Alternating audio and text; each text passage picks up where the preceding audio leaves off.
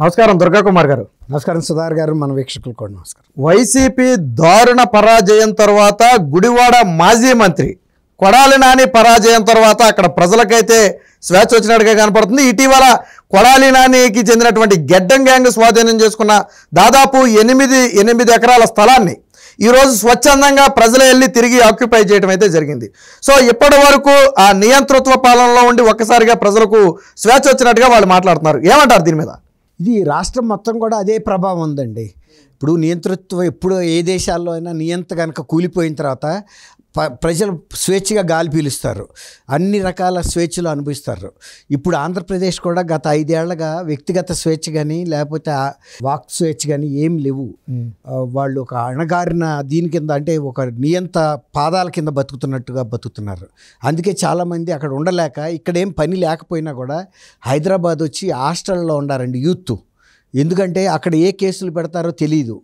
ఎక్కడన్నా బజార్లో సెంటర్లోకి వెళ్ళి ఏదైనా మాట్లాడుతున్నప్పుడు ఏదన్నా కనుక చిన్న చర్చిలో ఏదైనా తేడా వచ్చిందనుకోండి, పోలీసులు కేసులు పెడుతున్నారని నాకు కూకట్పల్లి హౌసింగ్ బోర్డులో చాలామంది పిల్లలు చెప్పిన మాట ఇది.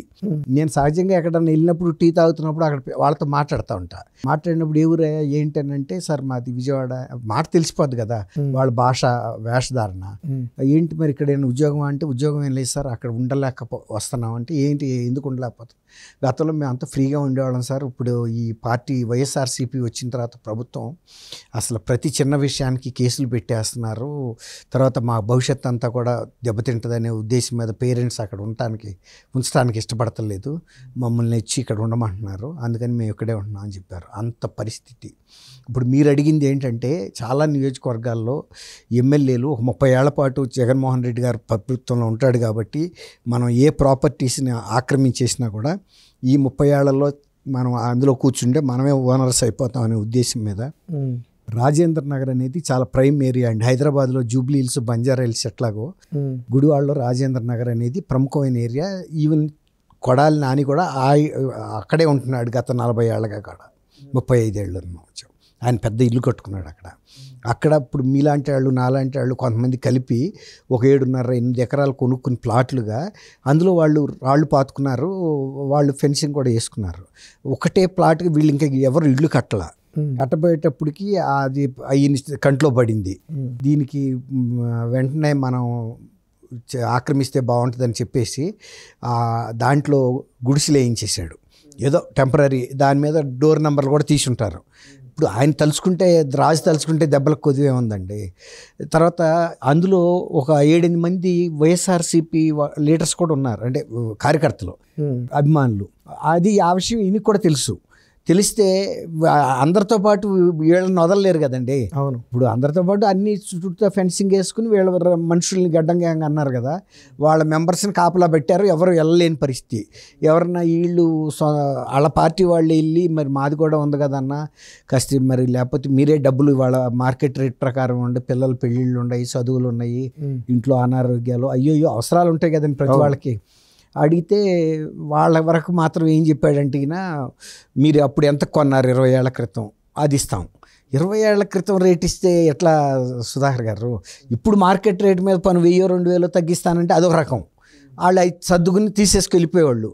ఆ 20 ఏళ్ల నాటి రేట్కి ఇప్పటికి ఏమైనా పోలిక ఉంటుందా? దాంతో వాళ్ళు కూడా ఇక మునిగాము, చస్తే సచ్చాము అనేసి వాళ్ళు దానికి ఒప్పుకోలే. ఒకవేళ కనుక ఒప్పుకుంటే కనుక రాసి ఇవ్వాల్సి వచ్చేది. అవును. డాక్యుమెంట్లు అన్నీ వీళ్ళ దగ్గర ఉన్నాయి, ప్రాపర్ డాక్యుమెంట్లు, ఒరిజినల్ డాక్యుమెంట్లు ల్యాండ్ ఓనర్స్ దగ్గరే ఉన్నాయి.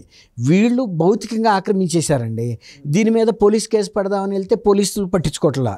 రెవెన్యూ వాళ్ళ దగ్గరికి వెళ్తే, ఇప్పుడు కొడాలి నాని మీదకి వెళ్ళి ఎవడో తలనొప్పి కొనుక్కు తెచ్చుకుంటాడండి, భౌతికంగాను అక్కడ కొడతారు. రెండోది వీళ్ళని సస్పెండ్ చేయిస్తారు, డిస్మిస్ కూడా చేయిస్తారు. ఆ భయానికి ఎవడు ఏం చేయలేకపోయారు. ఊళ్ళో పెద్ద మనుషులు కూడా అందరికీ తెలిసి ఇది, అదేం బహిరంగ రహస్యమే.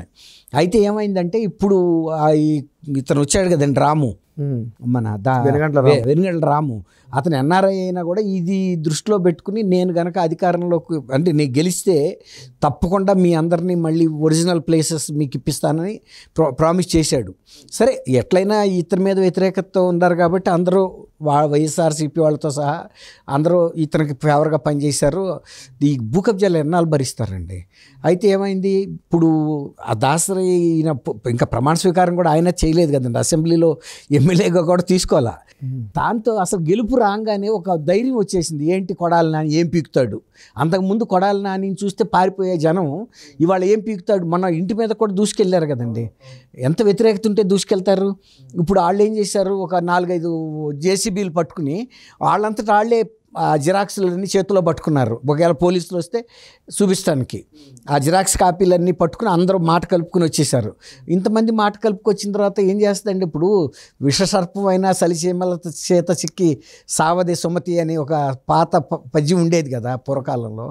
అట్లాగే వాళ్ళు కొడాలి నాని కనుక ఇంటి నుంచి బయటకు వచ్చి ఇక్కడ ఏదైనా దౌర్జన్యం చేయబోతే ఫిజికల్గా కూడా కొడాలి నాని మిగలడు కదండి. అవును, అది మంచి చేతిలో పడ్డ తర్వాత ఎవడైనా ఏముంటుంది. అవును, ఇప్పుడు గతంలో ఒక నియంత ఉండేవాడు కల్నల్లో, గడాఫీ అని. అతన్ని ప్యాలెస్లోంచి బయటికి తోలుకొచ్చి ఎమ్మడబడి జనం చేతులతో కొట్టి చంపేశారు. ఇసిరేసారు, కోడి పిల్లని ఇసిరినట్టు కారుల మీదను వ్యాన్ల మీద. అట్లాగే ఎంత బలవంతుడైనా వెనకాల పోలీసు బలము తర్వాత అధికార బలం ఉండదు వేరండి. కొడాలి నాని ఒక 20 మందిని కొట్టగలడా, 2 కొట్టగలడా? ఆయనే అనారోగ్యంతో ఉన్నాడు, పరిస్థితి వీక్గా ఉంది. ఇట్లాంటప్పుడు వచ్చి ఎవడి మీదకి వెళ్తాడు. అట్లాగే మిగిలిన ఈ ఒక్క స్థలం కాదు సుధాకర్ గారు, అతను అక్కడక్కడ కూడా కొన్ని స్థలాలు కబ్జా చేసిన వాళ్ళు కూడా ఇన్నాళ్ళ నుంచి పాపం వాళ్ళు వెళ్ళలేకపోయారు ఫిజికల్గా పొజిషన్లోకి. ఇప్పుడు వెళ్ళి మళ్ళీ వాళ్ళు స్వాధీనం చేసుకుని ఏదో ఒక చిన్న రూమ్ కట్టుకోవటం, ఏదో చేసి కరెంటు పెట్టించుకోవటం, లీగలైజ్ చేసేసుకుంటున్నారు. అట్లా చాలా నియోజకవర్గాల్లో జరుగుతున్నాయి. వీళ్ళు ఇప్పుడు ఎవరి దగ్గరికి వెళ్తారు, పోలీసుల దగ్గరికి వెళ్తే కనుక పోలీసులు కేసు బుక్ చేస్తే ఆడు సస్పెండ్ అయిపోతాడు.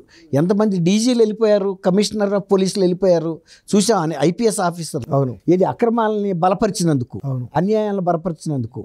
ఇప్పుడు అతను పిన్నెల్లి రామకృష్ణారెడ్డిని బలపరిచిన వాళ్ళందరూ వెళ్ళిపోయారు కదా, ఒక కేసు బయటకు రాకుండా వారం రోజులు తొక్కిపెట్టారు. అంత తర్వాత ఆగలేదుగా, కేసు బయటకు వచ్చింది కదా. అట్లాగే ఇప్పుడైనా కూడా ఈ నియంతృత్వంతో చేసే పరిపాలన జగన్మోహన్ రెడ్డిని చూస్తే ఒకప్పుడు స్టేట్ గడగడలాడిపోయింది. అసలు జగన్మోహన్ రెడ్డి వస్తున్నాడంటే పలానా సాటి చెట్లు కొట్టేయంటారా అంటే కొట్టేయటమే. అది 10 కిలోమీటర్లు ఉన్నాయి, 20 కిలోమీటర్లు ఉన్నాయి. తర్వాత ఆయన నా మాటే శాసనం అన్నట్టు మాట్లాడాడు. ఇవాళ జగన్మోహన్ రెడ్డి పరిస్థితి ఏంటి, ఇవాళ తనకి ఎక్కడా అధికారం లేదు, రిజైన్ చేసి ఇంట్లో కూర్చున్నాడు. ఉంటాడా వెళ్ళిపోతాడా అనేది ఇప్పుడు పార్టీలో చర్చ అవుతుంది. ఆ 10 మంది ఎమ్మెల్యేలు కూడా కొనసాగే పరిస్థితి లేదు. ఎందుకంటే 10 మంది మనం ఏం చేయగలుగుతాము, ఇంత జిల్లాలు తుడిచిపెట్టుకుపోయింది. ఇట్లాంటి కార్యక్రమాల వల్లనే ఈ భూ ఆక్రమణలు చేయటం, దౌర్జన్యాలు చేయటం, మనుషులను చంపటం, డోర్ డెలివరీలు ఇవ్వటం. ఇప్పుడు నేను ఇందాక చెప్పా కదా, విజయవాడలో ఆ పిల్లలు ప్రశాంతంగా బతికే పిల్లలు ఏదైనా సెంటర్లోకి వెళ్ళి ఏదైనా నలుగురు మాట్లాడినప్పుడు ఏది తప్పు పట్టుకుని కేసు పెడతారో అని పేరెంట్స్ భయపడి పిల్లల్ని ఇక్కడ పంపించారంటే ఏ తల్లికైనా ఎంత బాధ ఉంటుందండి.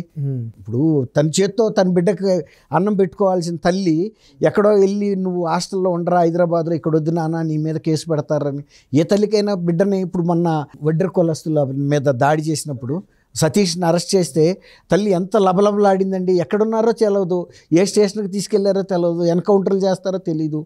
వాళ్ళ ఇష్టం అట్టా ఉంది. కాబట్టి ఇప్పుడు మన కొడాలి నాని అని కాదండి, చాలా నియోజకవర్గాల్లో స్వేచ్ఛ వచ్చిన తర్వాత ఎవడ స్థలాలు ఎవడ ఆస్తులు వాళ్ళు తిరిగి స్వాధీనం చేసుకుంటున్నారు. ఇక ఈ ఎమ్మెల్యేలు చూస్తా నుంచోవాల్సిందే.